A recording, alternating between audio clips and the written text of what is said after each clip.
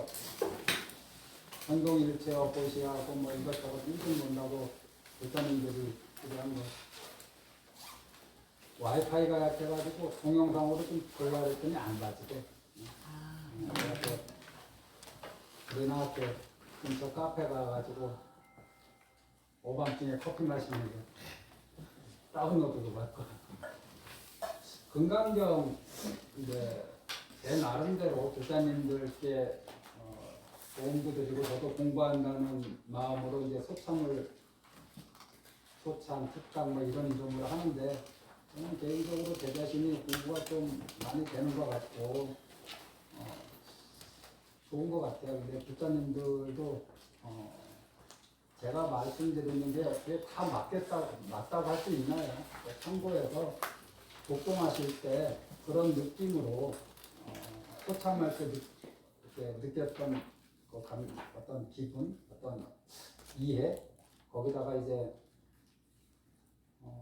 제 소참 듣고 또 나름대로 생각해도 좀 아직은 좀 개운치 않은 부분들, 그런 부분들도 분명히 있을 겁니다. 저도 이 안에서 개운치 않은 부분이 있거든요. 이게 완전히 이해된다고 하면은 내가 여기 앉지 말고 이제 올라가야지, 뒤로.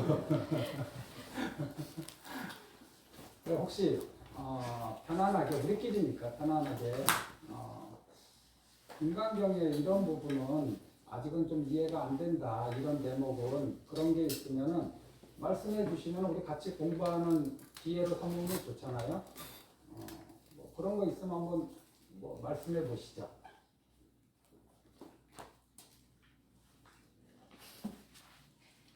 없어. 아이 퍼펙트해.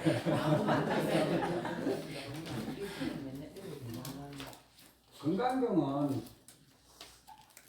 부처님이 말씀하신 이제 경전인데 경전은 우리한테 수행으로 이끄는 안내서잖아요.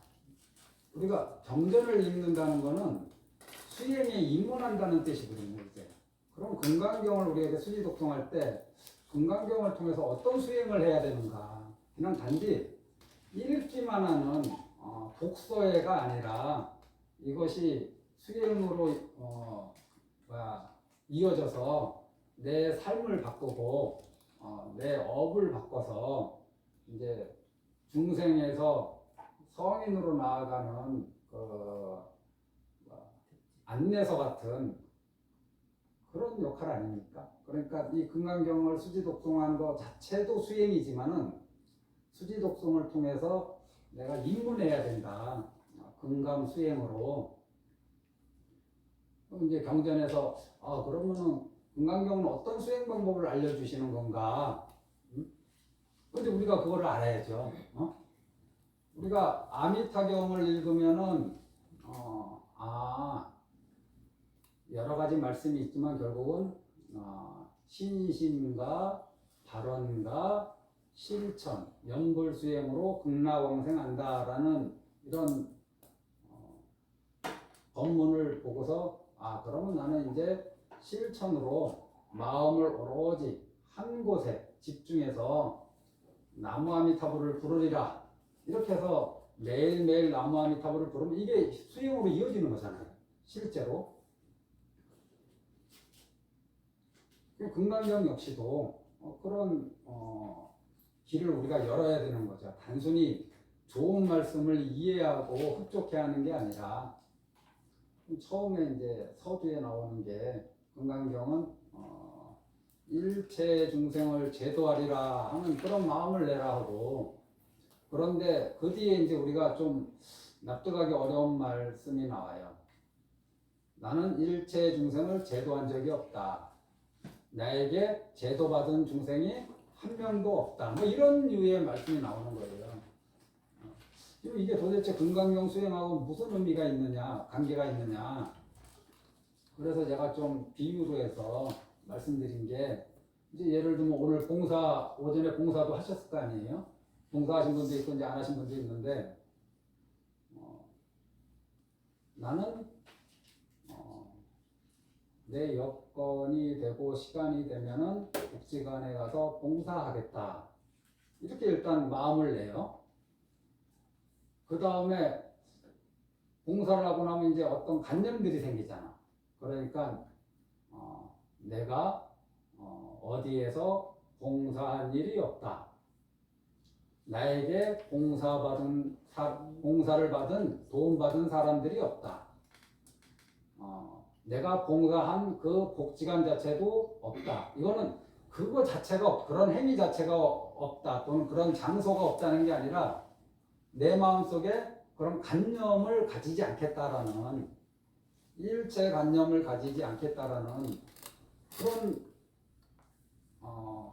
경지로 이제 우리가 나아가라는 말씀 아닌가요? 이 금강경은 이제 대승경전이니까 대승경전에 우리가 아는 수행 방법은 보시, 지계, 인욕, 정진, 선정, 반야 이렇게 6가지인데 이 금강경을 통해서 이 육바라밀을 어떻게 수행해야 되나? 나는 보시를 하겠다. 내가 여건이 되고 힘이 닿는 한도 내에서 보시를 하겠다. 그래놓고 내가 보시한 일은 없다. 내가 보시했다는 관념을 가지지 않겠다. 나는 보시한 일이 없다. 나에게 보시를 받은 사람들이 없다. 나는 이 보시 공덕에 집착하지 않겠다. 또는 보시 공덕이라는 것 자체도 없다. 이렇게 그런 관념 이런 관념이 생기면 자꾸 내려놓으라는 게 금강경 말씀이잖아요. 나는 계율을 지키겠다. 나는 계율을 지킨 것이 없다. 예를 들면 이런 식으로 나는 모든 모욕과 업신여김과 경멸 또는 고통, 괴로움을 참아내겠다. 근데 이게 인욕 아닙니까? 하지만은 내가 나한테 고통을 준 사람도 없고 고통을 받는 나도 없고 내가 고통을 참아낸 것도 없다. 그래서 이제 경전 안에서는 인욕선인으로 있을 때 가리왕이 몸을 갈갈이 찢어내도 일체 그 가리왕에 대해서 원망하거나 원한을 품지 않는 것은 그런 관념 자체가 없는 수행을 하셨기 때문에 그렇죠. 그럼 보시도 그렇고 지게도 그렇고 인욕도 그렇고 정진도 그렇고 선정도 그렇고 나는 나무아미탑을 이 6글자로 선정해 들겠다. 나는 선정에 들었지만은 선정에 든 적이 없다. 우리가 기도하다 보면은 선정에 들었다라고 얘기하는 분들 많거든요. 이렇게 은연 중에. 그리고 은연 중에 불교의 아주 묘한 점이 뭐냐면은 불교는 깨달음을 추구하는 종교예요. 깨닫고자 하는 종교라. 그런데 누구도 내가 깨달았다고 얘기는 안 하는데 뉘앙스는 깨달은 듯 얘기하는 경우가 너무 많아. 스님들도 그렇고 제가 불자도 그렇고 대놓고 내가 깨달았다 그러면 화살이 날라올까봐 그래서 그런지 내가 깨달았다라고 대놓고 부처님처럼 나는 깨달았다. 부처님 제자들은 내가 알아아니다 이렇게 얘기하셔요. 그런데 그렇게 얘기하는데 거기에 대해서 머무냐 머물지 않느냐 이제 그 차이잖아요. 집착하느냐 집착하지 않느냐. 근데 우리나라 불교 풍토는 희한하게 자기가 깨달았다라고 얘기하는 분은 극히 드문데 깨달은 듯 얘기하는 분들은 엄청나게 많아요. 그러니까 이제 듣는 사람이 헷갈리는 거예요. 본인이 확실히 깨달았으면 자기가 깨달으면 깨달은 줄 안다 하거든요. 근데 하여튼 불교의 좀 특이점이 그렇다. 그래도 옛날 중국 시대만 해도 견성했다, 했다, 법을 이어받았다, 이래가지고 누가 믿든 의심하든 그런 것이 있었는데 지금은 이제 그렇지 않죠. 어찌됐든 이 금강경 수행을 통해서 무엇이다라는 관념, 이것을 왜 갖지 말아야 되느냐? 일체유의법은 여몽한포형이다. 범소유상은 계시허망이다. 그래서 일체 모든 것은 다 무상하고 무아이기 때문에 거기에 집착하거나 머물 필요가 없다. 집착하고 머물면 뭐가 생긴다? 괴로움이 생긴다. 나는 엄마로서 내 역할을 충실히 하겠다. 이거 다 보살님들이니까. 엄마로서 내 역할을 충실히 하겠다. 아내로서 내 역할을 충실히 하겠다. 며느리로서 내 역할을 충실히 하겠다. 그러고 이제 충실히 하는 거죠. 남들이 보든 자기가 보든 충실히 하는 거라. 근데 하다 보면은 간념이 생기죠. 그리고 기대함이 생기고, 기대함이 생기니까 거기에는 반드시 상처가 생기고, 고통이 생기고, 모멸감이 생기고, 그러면서 이제 자기 자신을 이제 꾸짖기 시작하죠. 이 모든 것이 어디에서 나왔느냐? 내가 무엇이다. 내가 무엇을 한다. 라는 그 관념이 만들어냈다 이거죠. 그걸 이제 이 금강경에서 그걸 아상이라고 합니다. 뭐 아상인상, 중생상, 수재상이라고 이렇게 나누어서 설명하지만은 통틀어서 그냥 아상이라고 하죠. 그래서 금강경의 목표는 아상을 타파해서 우리가 무아를 체험하는 거죠. 금강경의 가르침의 목적은 아상을 타파해서 무아를 체험하는 것이다. 그러면 이거를 단박에 아상을 타파하는 길이 있어요. 이건 도노죠. 단박에 아상을 타파하는 방법이 있는데 이런 경지에 오른 분은 불교 역사에서도 몇 분 안 돼요. 대부분이 긴 시간 수행해가지고 이 경지에 도달하셨죠.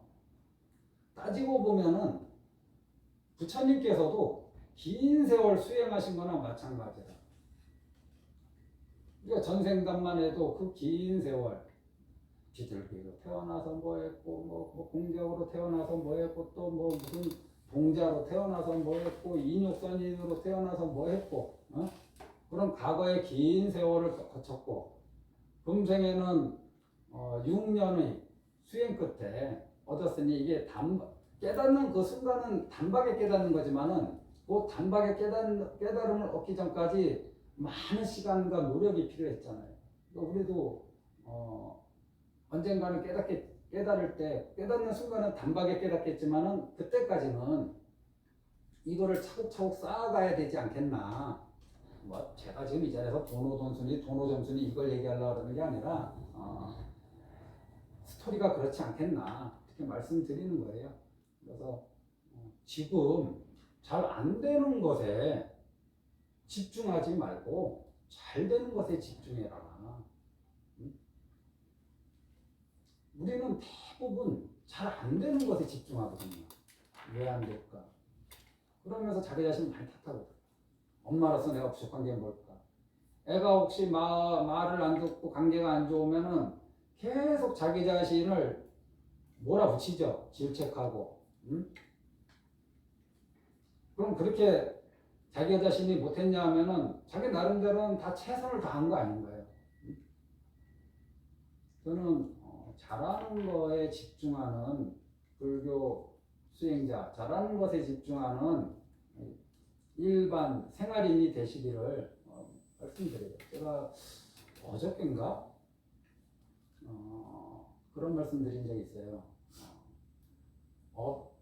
업은 우리는 업의 상속자다. 그러니까 이 업이 꼭 내가 이번 생 지으면 다음 생에 이 업의 가보를 받는다 그러잖아요. 불교에서는. 그러니까 이 업이 꼭 진짜 있는 것처럼 느껴지는 거라. 이게 고정불변 실체처럼 느껴지는 거예요. 이 업이. 하지만 업조차도 인연에 의해서 만들어진 것 아닌가요? 인연소생법은 다 실체가 없다라는 게 불교의 기본 교리인데 그래도 이것이 일정한 기간에는 정말 실제로 있는 것처럼 절대 바뀌지 않는 것처럼 느껴질 때가 있어요.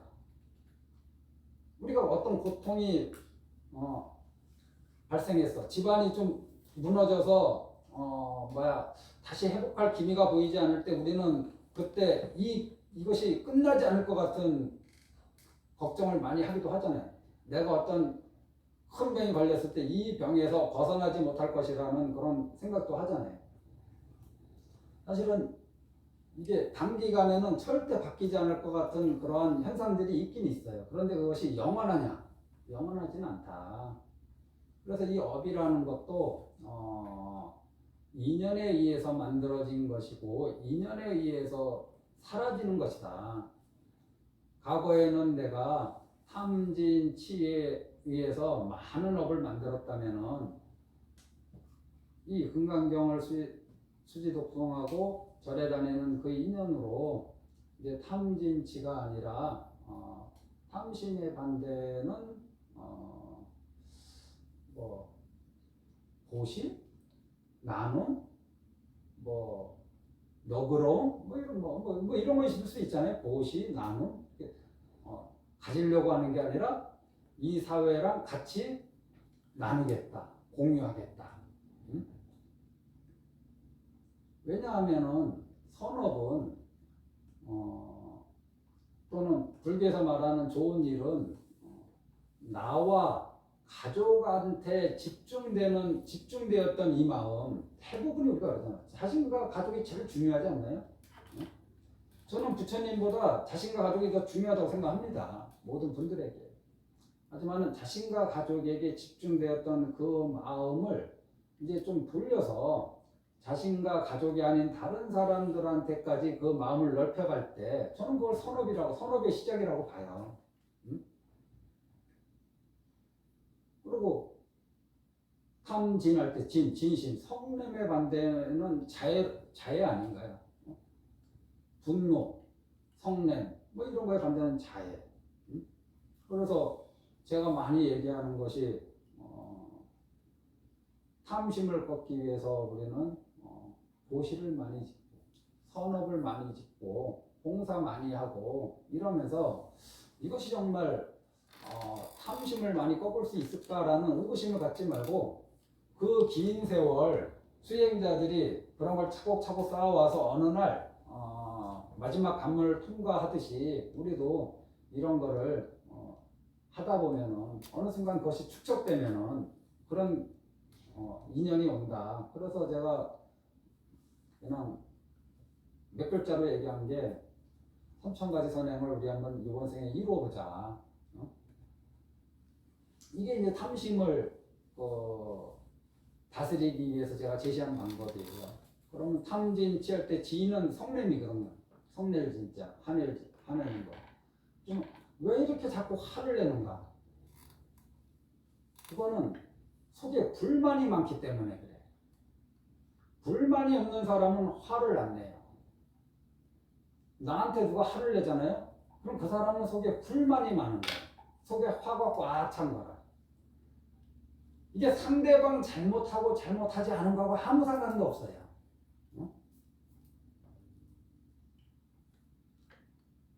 가장 극단적인 것이 묻지마 폭행 같은 거예요. 속에 불만이 꽉 차 있을 때 그 대상은 상관없어. 근데 좀 야비한 묻지마 폭행이지 대부분이. 자기보다 약해 보이는 사람을 대상으로 하니까 좀 야비하죠. 자기보다 건장한 사람한테는 절대 안 하거든. 어찌됐든 나한테 화를 많이 내는 사람, 나한테 짜증을 많이 내는 사람, 내 말에 신경질적으로 반응하는 사람은 그것이 원인이 나한테 있는 게 아니라 저 사람 마음속에 지금 불만이 많고 화가 가득 찼다라는 뜻이다. 그러니까 저는 이제 한 번씩 이런 얘기 하죠. 저 사람이 나한테 화를 내서 내가 마음이 상하는 것까지는 그래. 그렇다 쳐. 그럼 거기서 멈춰라. 거기에서 더 나가서 그 일을 계기로 해서 자기가 자기를 공격하지 말아라. 자기 인생을 탓하고 자기 신세를 한탄하는 거기까지 진행시키지 말아요. 왜냐하면 상대방이 지금 탐진 지역 탐진치 중에 쥐이 꽉 차가지고 그냥 스스로 그걸 해결하지 못해서 그냥 밖으로 그냥 배설하는 그런 수준의 마음 단계밖에 안 되는 사람하고 인연이 돼서 이번 생에 살아가는 것이 또한 나의 인연인데, 다행히 나의 인연 중에는 그런 인연만 있는 게 아니라 그런 것을 어떻게 해결하면 좋은가라는 이런 법의 인연도 있잖아요. 그러니까 진심으로 성냄의 에너지를 나한테 분출할 때 거기에 타격을 받지만은 그 성냄의 에너지를 어떻게 다스리는가를 공부하는 법의 인연이 나한테는 상대방한테는 없어. 지금 현재 나한테는 있기 때문에 이거는 상대방을 바꾸려고 노력하는 게 아니라 거기에서 온 이 하의 에너지를 내가 어떻게 정리하고 해결할 것인가, 이건 나의 문제잖아요. 그래서 내가 내 자신을 공격하지 말아라. 내가 내 자신을 공격하는 것을 불교에서는 두 번째 하사를 맞는다고 얘기해요. 주변에 여기 계신 분들한테 짜증내는 분 있죠. 습관적으로. 또는 어떤 일을 해서 짜증내는, 화내는 분이 있는데, 그거는 어떤 일을 봤을 때 여기 계신 분들이 실수했을 때 그런 일이 벌어질 수도 있어요. 잘못했을 때. 그리고 실수하지 않았는데도 그런 일이 벌어지기도 해요. 실수했을 때 상대방이 화를 내는 게 다시는 이런 일이 벌어지지 말자는 목적으로 화를 내는 사람은 드물고, 그냥 이 상황이 마음에 안 들어서 그냥 쏟아내는 사람이 대부분이라. 우리가 화를 낼 때는 다시는 이런 일로 화를 내지 않게 하기 위해서 화를 낸다. 이것이 수행자의 자세거든요. 그리고 화를 낸 것에 대해서 참회하고 자기가 스스로. 그렇잖아요. 똑같은 일로 계속 화를 내는 것은 중생이고, 이 일로 다시는 화내지 않기 위해서 화를 한번 내는 거, 그건 이제 수행자의 길이라고, 수행자의 길 중에 하나라고 저는 생각합니다. 그래서 이 성냄을 다스리기 위해서 상대방 안에 있는 그 우라를 풀어줄 생각하지 말고, 상대방의 하에 노출되었을 때, 또는 내 자신 내적으로 나도 모르게 생기는 여러 가지 불만들을 해소하기 위해서 마음을 좀 자유롭게 하고 느슨하게 하게 하는 방편으로 저는 이제 자해관을 권장하는 거예요. 자해관을 해봐요. 안 해. 이게 문제라. 안 하면서 화를 다스리고 싶어요. 이게 문제야. 제가 걱정하는 게 그거예요. 자신도 화를 내고 화에 노출되고 있는데, 그럼 자해관을 해보시죠. 그러면 자해관을 안 하면서 화에 노출되고 싶지 않고, 자해관을 하지 않으면서 이 내적에 안으로 쌓인 화를 없애고 싶어하는 이 마음이, 그게 어떤 마음이냐? 그걸 어리석음이라 그런다. 인가법을 모르는 거를. 자해를 닦으면 화가 다스려지고, 보시를 하고 나누다 보면은 욕심이 누그러뜨려진다. 근데 베풀고 나누고 이러한 행위를 전혀 안 하면서 탐심을 꺾고 싶다. 인가가 안 맞잖아요. 마음을 자유롭게 화를 내려놓는 화 하는 이 부정적인 에너지에 집중하지 말고 자해 긍정적인 부분에 집중해라. 욕심 이 부정적인 마음에 집중하지 말고 나눔, 봉사, 선업 여기에 마음을 집중하면서 살아가라. 제가 얘기하는 건 항상 이거예요. 이런 거를 잘 모르는 게 첫 번째 어리석음이죠. 가장 근원적인 어리석음은 우리가 흔히 얘기하는 연기법을 모르는 게 무명이라는 어리석음이라는데, 연기법이 무엇이냐? 인연소생법이거든요. 연기법이. 연기법을 모르게 되면 어떻게 되느냐? 무아를 모르게 되는 거예요. 무상한 줄 모르고 무아를 모르게 돼. 금강경의 이치를 모르게 되는 거예요. 모르는 거예요. 그래서 나를 내세우지 않고 나라는 관념을 가지지 않는 것이, 이것이 모든 일, 어떤 일이 부닥칠 때마다 그냥 수시로 튀어 올라오는 나라는 관념에 생겼을 때 여기에 머물지 않으려고 노력하는 것, 이것이 반야입니다. 이것이 탐진 치심을 다스리는, 제어하는 길이다. 우리는 태어날 때 업에 의해서 태어납니다. 그 업에는 요번 생 동안 거의 바뀌지 않는 것들이 있어요. 이건 제가 며칠 전에 얘기한 거예요. 요번 생 동안 거의 바뀌지 않는 게 있어요. 그게 무엇이냐? 내성적인 사람이 있어요. 이거는 누가 만들어낸 게 아니라 내성적인 사람이 있고 외향적인 사람이 있어요. 나는 내성적이다. 내성적인 사람의 특징은 주로 어떤가요? 안에 쌓아두죠. 불만이 있어도 표출을 잘 못해. 좋은 것도 잘 표출 못하고 싫은 거는 더더욱 표출을 못해요. 그래서 이 사람들은 어떤 사람 부러워하는지 알아요? 자기 의견이 뚜렷하고 자기가 피해봤을 때 또박또박 대꾸하는 그 사람 보면 그렇게 부러울 수가 없어요. 내성적인 사람은 그런 사람이 롤 모델이라. 그래서 자기는 자기가 갖고 태어난 내성적이라는 업에 대해서 굉장히 불만을 가지고 저쪽으로 바뀌려고 많이 노력을 해요. 사실은 내성적인 사람들이.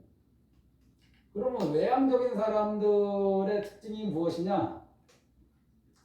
이분들은 이제 안에 뭘 쌓아두는 것이 불편해. 그러니까 어떻게 하든 표출해. 좋은 일 있으면 막 자랑하고 싶어서 여기저기 다 그냥 전화하고 문자하고 카스 올리고 뭐 페이스북 올리고 내가 요즘 하다가 뜨문뜨문한 게 뭐더라? 인스타그램. 거기에도 올려.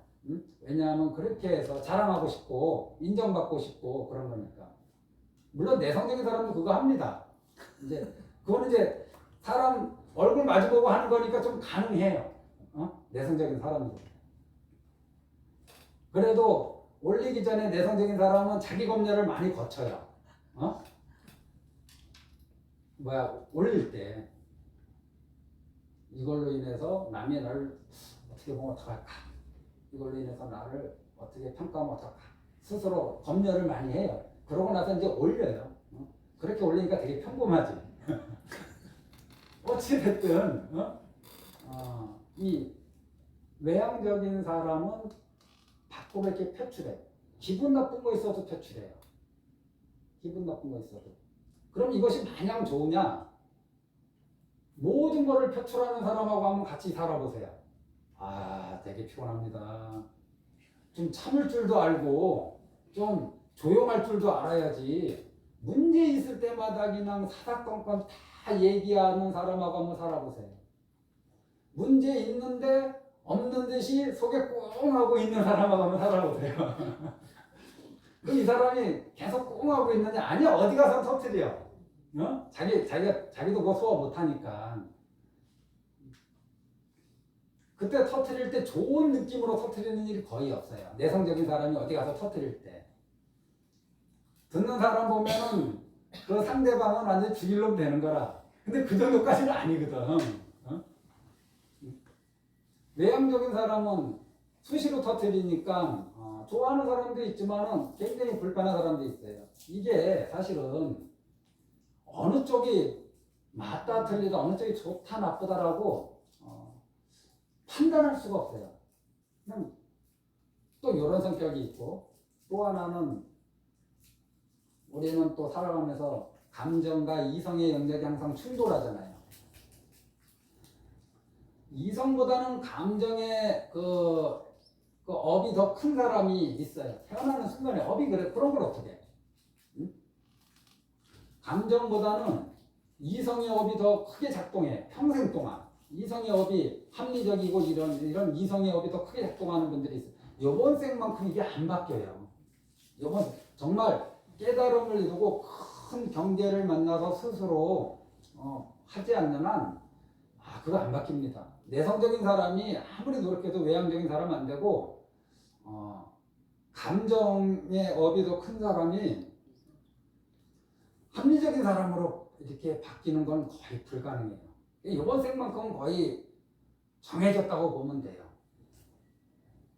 감정의 영역은 좋다 싫다의 영역이거든요. 감정은 그냥 좋아 싫어. 난 저 사람 좋아 저 사람 싫어. 나름대로 이유를 붙이지만은 어찌됐든 좋고 싫음이 있어요. 이성의 영역은 뭐냐? 맞다 틀리다예요. 맞다 틀리다. 이게 전혀 다른 거잖아요. 내가 틀린 것도 좋아할 수 있잖아. 맞는 것도 싫어할 수 있잖아. 우리는 맞는 거를 싫어하는 사람을 만납니다. 그런데 나도 맞는 거를 싫어하는 사람이야. 그러면 서로 의기투합되겠지. 그런데 맞는 거를 틀리다고 주장하는 사람하고 이 이성 쪽이 발달한 사람이 맞는 것을 자꾸 맞는 것을 틀린 것을 잘못된 것을 좋아하는 사람하고 대화를 하면 대화가 됩니까? 안 돼요. 이 사람하고는 인연이 없어요. 사실은 얘기만 하면 싸울 거라. 논쟁이 붙을 거라. 그럼 이 사람은 이성적인 사람은 그거 틀린데 왜 그렇게 네가 너는 그렇게 좋아하냐? 근데 좋아하는 사람은 이유가 없어. 그럼 좋은 걸 뭐 어떻게 해? 대구가 국민의힘 좋아하고 호남이 민주당 좋아하는 거고 우작이야. 그 안에서 벌어지는 디테일한 행위들을 보지 않아요. 그래서 좋아하고 싫어하면은 이유가 없어요. 그런데 맞다 틀리다에는 다 나름 이유가 있어. 근거가 있고.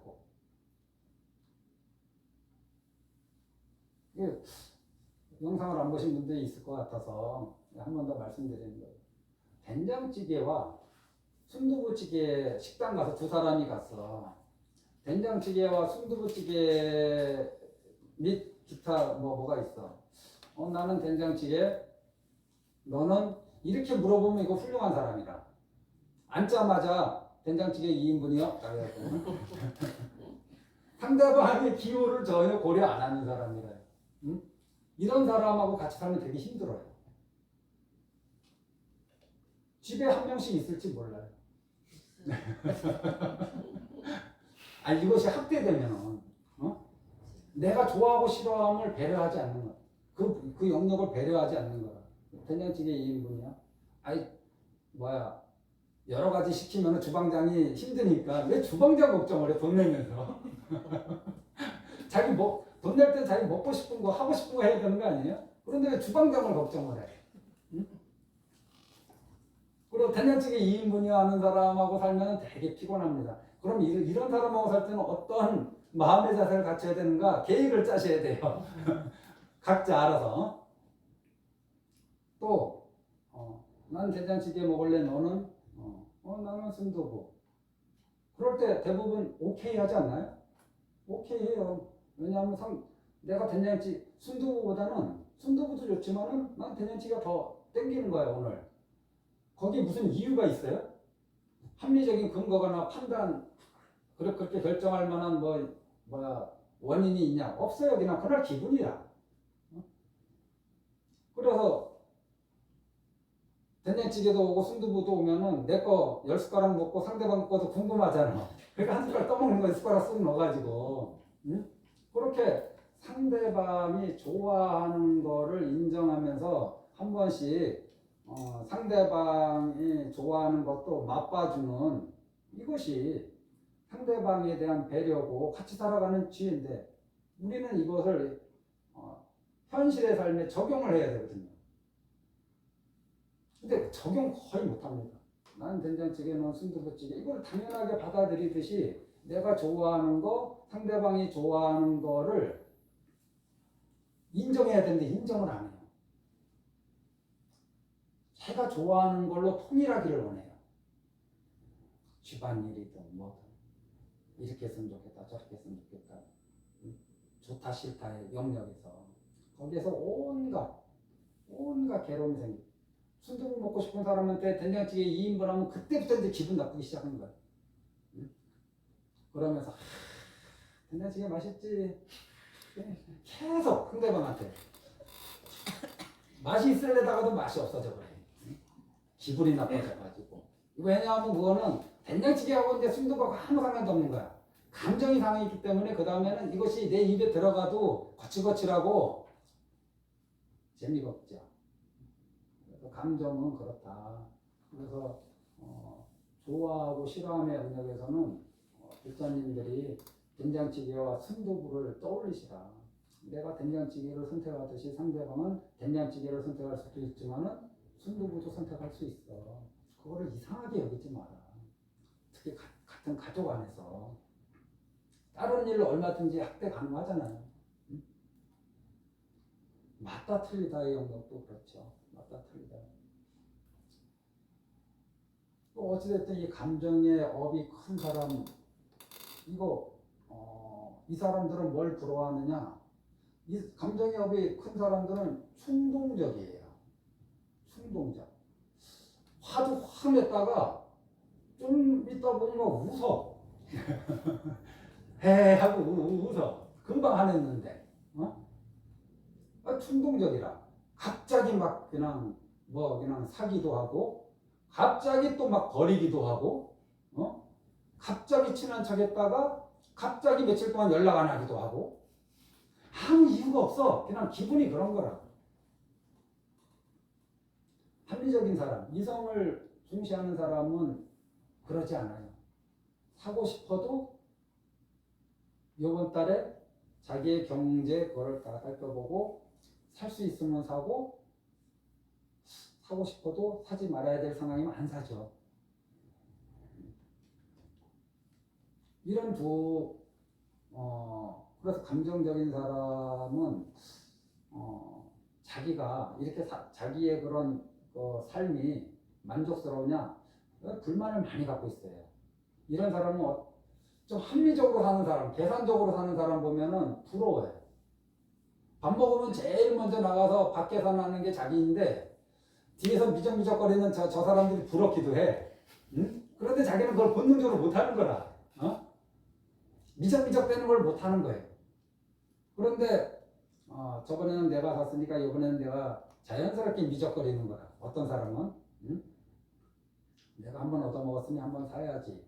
이런 이런 계산이 자기들 모르게 모든 삶 속에 배어 있어요. 이런 합리적인 사람들은 감정적인 사람들은 그런 계산 안 합니다. 그래서 때로는 감정적인 사람들이 저 사람들 보면은 참 이성적이고 합리적이고 똑똑해 보이고 그래서 나도 저렇게 살아야 되는데 왜 이렇게 바보같이 살까? 자기 자신을 바보같이 여길 때가 많아요. 그리고 이 합리적인 사람들은 한 번씩 보면 자기 감정을 자꾸 눌러요. 감정이 없는 게 아니거든. 근데 단지 이성의 업이 더 큰 거야. 그러니까 자기 감정을 자꾸 누르니까 자기가 자꾸 비인간적으로 느껴질 때가 있어요. 합리적인 사람들은 그래요. 내가 좀 비인간적으로 느껴질 때가 있어. 그리고 감정에 좀 둔감하고 그 감정을 이해하려고 해. 감정은 이해의 영역이 아니거든요. 감정은 정말 감정의 영역이라, 느낌의 영역이라. 그런데 감정을 이해하려고 해. 이해로 이거를 풀려고 해. 안 풀리지. 안 풀려. 근데 이게 요번 생은 거의 결정되다시피 해요. 이게 안 바뀌어요. 그래서 제가 그때 말씀드린 게 뭐냐, 나한테 없는 걸로 자기 자신을 바꾸려고 노력하지 마라. 응? 소극적인 사람은 소극적인 그 성격에 불만을 갖지 말고 적극적인 사람은 적극적인 사람에 대해서 소극적인 사람은 적극적인 사람에 대해서 부러워하지 말고 내성적인 사람은 외향적인 사람에 대해서 부러워하지 말고 감정의 업이 더 큰 사람이 이성의 업이 더 큰 사람을 부러워하지 말고 이거는 이번 생 거의 안 바뀌니까 그러한 성격을 그냥 인정하고 나는 이런 성격이야. 나는 이런 성격이야. 그리고 그거를 그대로 수용하면서 그럼 이 상태에서 부처님께서 말씀하신 어떤 향상의 길, 고매한 길, 고결한 길, 그 길로 나아가라고. 왜냐하면은 다 정해진 게 아니라 요번 생 성격은 타고났다고 하지만은 그걸로 모든 인생이 펼쳐지진 않거든요. 그 다음에는 부처님의 가르침은 업이 아니에요. 수행이지.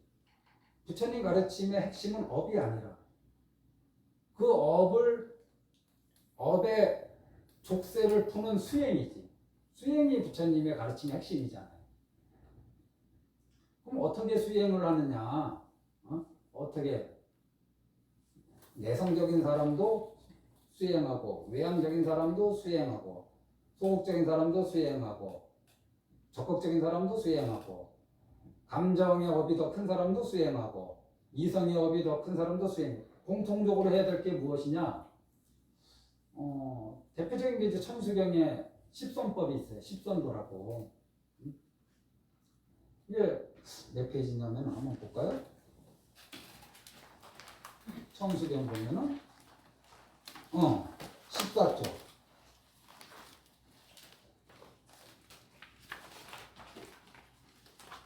14. 살생으로 지은되어 참여합니다. 이거잖아요. 이게 소극적인 사람이든 적극적인 사람이든 타고난 성격이 무엇이든 상관없이 살생하는 일을 줄여라. 이것이 부처님의 가르침이에요.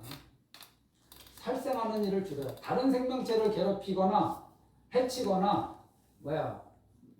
겁나게 하거나 그렇게 하지 말아라. 다른 생명을 괴롭히지 말아라. 기본적 스타트는 뭐기라? 다른 생명을 괴롭히지 않기.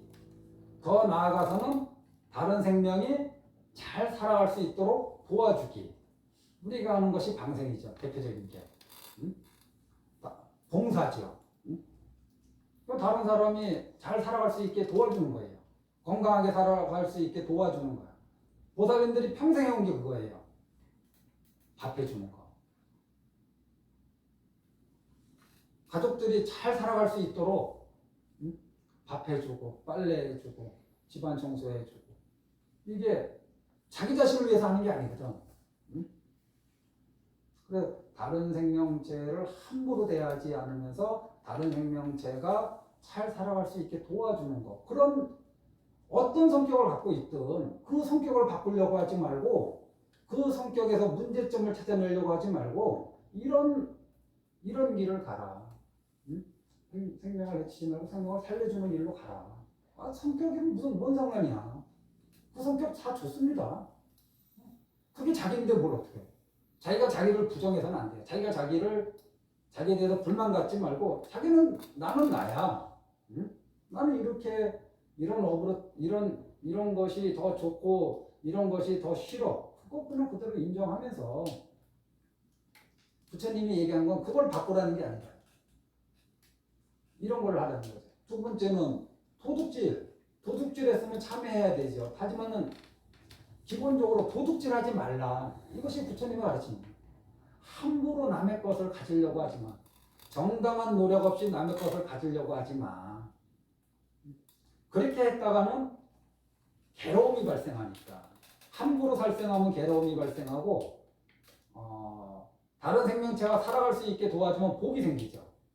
함부로 남의 것을 정당한 노력 없이 불의의 방법으로 가지려고 하면은 괴로움이 생기고 가지지 않고 나누고 같이 쓰려고 하면은 복이 생기죠. 그럼 소극적인 사람은 소극적인 사람 그 성격에 맞춰서 이 길을 가고 적극적인 사람은 적극적인 성격 거기에 맞춰서 그 길을 가면 돼. 감정이 더 중요한 사람도 이 길을 가면 되고 이성이 더 중요한 사람도 이 길을 가면 되고 감정과 이성 아무 상관도 없는 거라. 이거는 타고난 거라. 부처님이 제시하는 거는. 바람 피지 마라. 제가 농담으로 그랬어요. 10년 전에 누가 어느 불자님이 저한테 그러대. 비구육물이라는 것이 있는데 비구한테 6가지 물건이 있는데 신도 사람들한테는 뭐 3가지 물건이 있다. 나 정확히 기억이 10년 전이라서 뭐 차키, 뭐 아파트, 세컨드 이렇게 얘기하더라고. 이 사람이 이번 생 잘 살고 있나 못 살고 있나 보는 게. 어? 바람 피지 마라.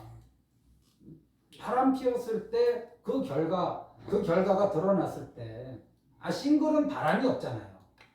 배우자가 있는 사람이 바람 피웠을 때 그 결과가 드러났을 때 사실 바람 피울 때 느끼는 즐거움과 이 결과가 드러났을 때 받는 괴로움 중에 어떤 것이 더 크겠어요? 앞에 것이 다 후회스러워. 나중에 가서 앞에 것이 다 자기가 한 것이 다 후회스러울 만한 일을 하지 말아야 돼요.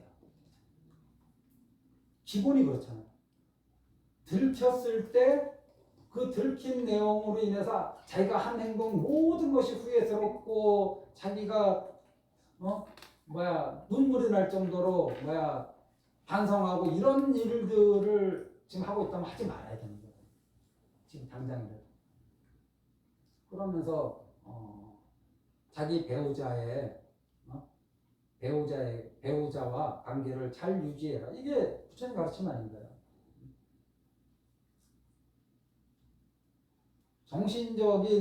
정신적인 사랑은 식었어도 육체적인 의리는 지켜라. 저는 늘 결혼하는 애들한테 늘 그거 얘기해요. 정신적인 사랑이 좀 식더라도 육체적인 의리는 지켜야 된다. 그래야지 이 관계가 깨지질 않아. 왜 웃는 게야? 너무 의리를 너무 지키고 있어요. 몰라 나도. 너무 의리로 살고 있어요. 그 다음에 이제 소극적인 사람이든 적극적인 사람이든 내성적인 사람이든 외향적인 사람이든 구별하지 말고 그냥 자기 성격 그 안에서 거짓말하지 말고 살아. 거짓말하면 다 들통나지 않나요? 결국은 우리가 애들이 나한테 거짓말할 때 마음 아프죠. 저놈들은 나름대로 다 계산해서 거짓말하는데 우리 눈에 다 보이지 않나? 마음 아프죠. 마음 아파. 근데 거짓말했다는 것을 바로 지적하는 엄마도 있지만은 지적하지 않고 이제 살펴보는 엄마도 있지만 공통적으로 두 경우 다 마음이 아플 거라. 거짓말하는 거는 상대방한테 신뢰를 잃는 거짓말 한 번 한 사람 그 사람이 다음에 무슨 말하면 잘 믿기 힘들어요. 가장 큰 손해가 누구냐? 손해 입은 사람이 거짓말한 사람이야. 거짓말한 사람. 어떤 이득을 취하기 위해서 거짓말하는데 어떤 상황을 회피하기 위해서 거짓말하는데 가장 큰 피해를 보는 사람이 거짓말한 사람이 된다. 조금만 지나면 아무도 그 사람 말을 안 믿으려고 해. 그러면서 어떤 말을 하냐? 진실한 말을 하라. 사실인 말을 해라. 본 것을 얘기하고 들은 것을 얘기하는데 거기에 뭐 첨가하지 말고 얘기해라. 응? 보지 않은 것을 본 것처럼 얘기하고 듣지 않은 것을 들은 것처럼 얘기하고 본 것에다 플러스 알파 보태서 얘기하고 들은 것에 플러스 알파 보태서 얘기하고 이게 전부 다 쓸데없는 말들 아니에요. 진실한 말이 아니잖아요. 두 번째는 꾸미는 말. 이게 교묘한 말이죠. 교묘한 말. 교묘한 말. 사람들 현혹시키는 말. 세 번째가 이간질하는 말. 사람 사이가 가족끼리 싸우는 건 괴로운데 가족이 아닌 사람들이 싸우는 거는 재밌어요. 정말 재밌어. 아무리 급한 일이 있어서 가다가도 누가 싸우면 구경하고 막 시계 보면서 가야 되는데 이 싸움의 결말이 궁금해 죽겠는 거야.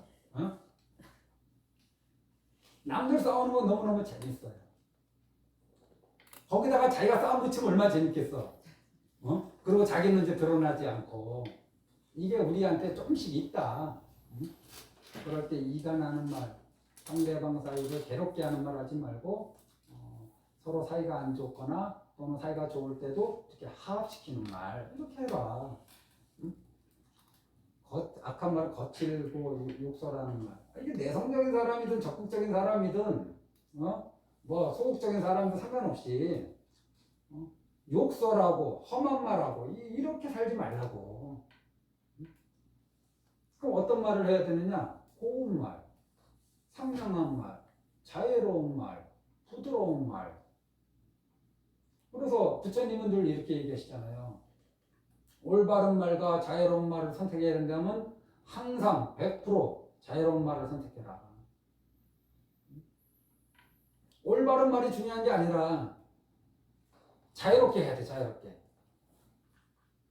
올바른 말을 진짜 해야 될 상황이라도 자유롭게 해야 돼. 우리가 굳이 사람들하고 얘기할 때 거짓말하면서 이간질하면서 욕설하면서 얘기 안 해도 얼마든지 의사소통할 수 있다. 내 의견을 표출할 수 있어요. 내 감정을 표출할 수 있어. 내 견해를 표출할 수 있어. 소리 고래고래 지르지 않고 욕설하지 않고 뭐 해도. 사회에서는 불의를 보면 화를 내라 그러잖아요. 불교에서는 불의를 보면 화를 내면 안 돼요. 불의를 보면 지혜로워져야 돼요. 지혜롭게 대처하는 게 불교의 대처 방법이에요. 불의를 보고 화를 내고 불의에 분노하고 이런 건 일반 사람들의 경계고, 불의를 보면은 분노하고 화를 내는 게 아니라 불의에 지혜롭게 대처하는 거. 화내지 않고 지혜롭게 대처하는 것. 이것이 불교의 방법이에요. 사회 그래서 불자들이 민주화 운동하는 건 방식이 약간 틀려요. 화내는 방법으로 민주화 운동하지 않아요. 지혜롭게 대처하는 것으로 민주화 운동을 하는 거지. 자기가 피해를 입었을 때, 불의의 피해, 정당하지 못한 피해를 입었을 때 화내고 분노하면서 이거를 해결하려고 하지 않아요.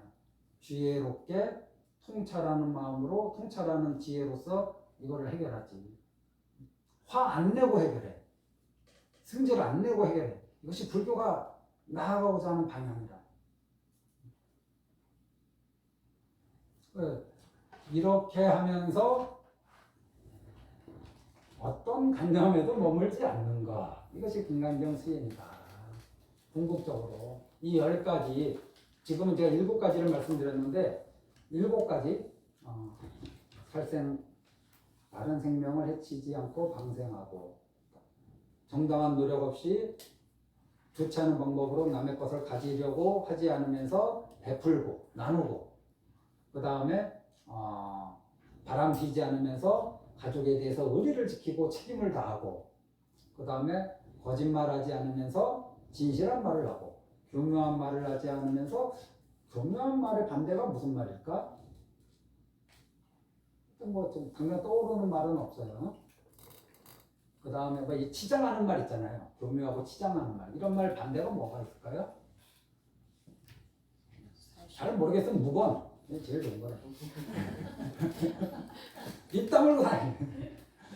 그 다음에 이간하는 말을 하지 않고 화합시키는 말을 하고, 욕설하고 이런 걸로 하지 않고 곱고 자유로운 말을 하는 거. 그래서 이 세상을 살아가는 방식이 반드시 거칠고 해롭고 해치면서 내 것을 쟁취하면서 살아가는 길도 있지만은 부드럽고 자유롭고 화합하면서 같이 공유하고 나누면서 살아가는 길도 있다. 이것이 부처님이 제시하는 길이다.